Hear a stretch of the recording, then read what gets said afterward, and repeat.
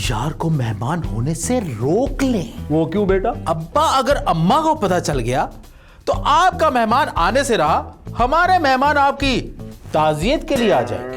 अबे मैं ऊपर जाने की नहीं, बाहर जाने की बात कर रहा हूँ। अब्बा छोड़ो किसी के हक को, और मेरा हक मुझे दो।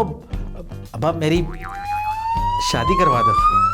बेटा पाकिस्तान है, प्लान बनते रहते हैं, उन पर अमल दरामद नहीं होता।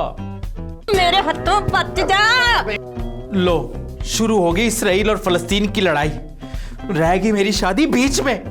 हुकूमत ते ओपोजिशन अवाम दे सामने ते लड़दे रहंदे ने ते अवाम दे पीछे आमिर खान ते जूही चावला बन जांदे ने। तो मैं क्या करूं अब्बा? चुप कर दर वट जा, चुप कर दर वट जाना, इश्क दा खोल खुलासा।